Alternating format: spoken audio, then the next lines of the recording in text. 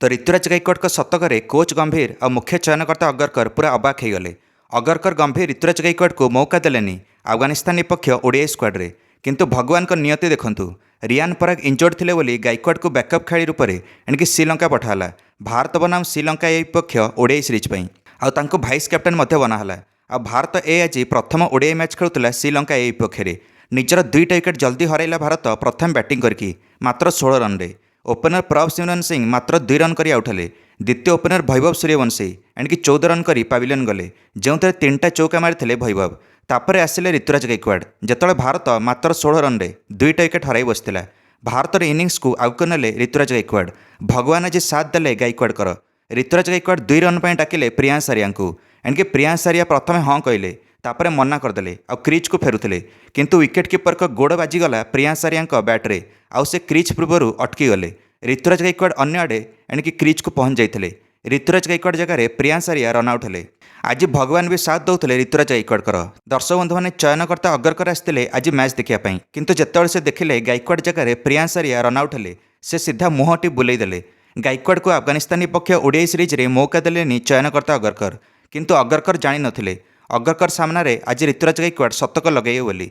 एणिके प्रियांश आर्या गलापर प्रथम तो ऋतुराज गायकवाड़ निजर अर्धशतक लगेले। तापर तिलक वर्मा सहित मिसिकी 100 रन पार्टनरशिप कले ऋतुराज गायकवाड़। तापर जाकि 101 रन इनिंग्स खेगले एणिके 114 बॉल ऋतुराज गायकवाड़। अधिनायक तिलक भी शुभेच्छा जणाइले ऋतुराज गायकवाड़ शतक इनिंग्स पर। कारण श्रीलंका पिच रे रन करिया बहुत ही मुस्किल थिला। जोरदार हवा चलता सकाळू, एणिके बॉल स्विंग होता और जोरदार स्पिन भी जटिल भाया पिच थिला। सेठी गायकवाड़ एणिकी 6टा चौका और 3टा चौका मारिकी निजर शतक लगैथिले।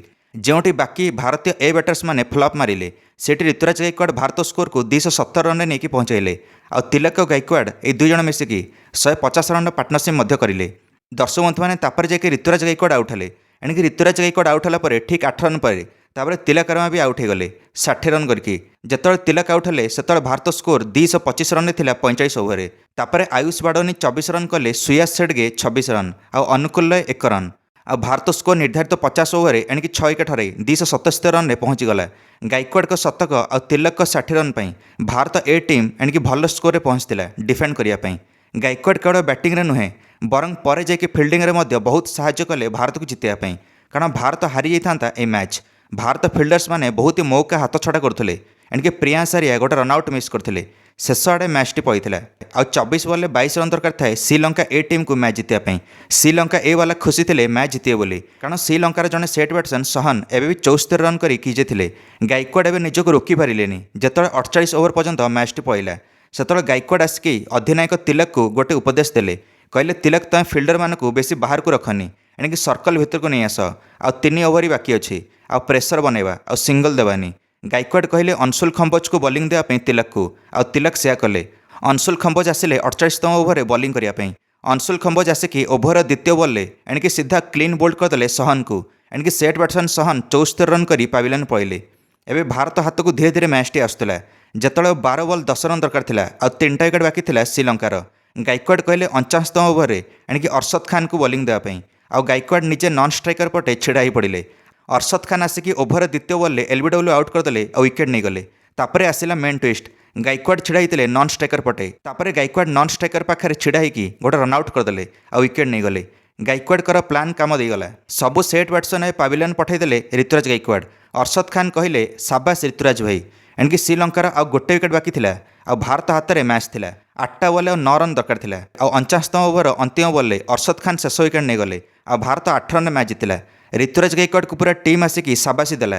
गायकवाड़ थे जे शेष पर्यंत एणिक हार मानि नथिले आ आशा रखते भारत को जिताइबे बोली। निज बुद्धिर परिचय देखाई एणिक सठिक फिल्डर आ बॉलिंग दे एणिक भारत को मैच जिताइले।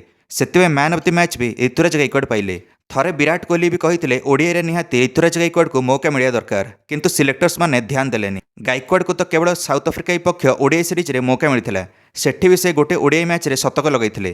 तापर तांको साब्यस्त करने मौका मिल नथिला। तांको तापर सब ओडीआई सीरीज रु बाद पकाला। भारत ए टीम पर समुदाय 21टा शतक लगैचंते ऋतुराज गायकवाड़, जो 19टा अर्धशतक सामिल अच्छे। मात्र 96 इनिंग्स रे एतिकी रन करचंते ऋतुराज गायकवाड़। दर्शक बंधु मैंने निजक केते साब्यस्त करेंगे भारत सीनियर टीम रे जगह पाइबा परमानेंट रूप से ऋतुराज गायकवाड़। एणिक अन्य खेड़ी मानक बहुत मौका मिलूँ। गंभीर अगरकर साई सुदर्शन को लंबा समय पर मौका देव बोली कहते टेस्ट फर्माट्रे, किंतु जो गायकवाड़ कथा आसे समस्ते भूली जाती। बहुत समय हो डोमेस्टिक हो कि फास्ट क्लास क्रिकेट हो कि भारत ए टीम कथा हो, निजक सबुथ सब्यस्त कर ऋतुराज गायकवाड़, किंतु या लंबा समय पर गोटे फर्माट्रे मौका मिलूनी भारत टीम रे कोच गंभीर और मुख्य चयनकर्ता अगरकर द्वारा। जदि आपण मैंने भी चाहूबे ऋतुराज गायकवाड़ को ओडीआई फर्माट्रे परमानेंट जगह मिलू भारतर सीनियर टीम रे, निश्चय मंतव्य कमेंट दे वीडियो को लाइक और चैनल को सब्सक्राइब करदे समस्त क्रिकेट अपडेट्स।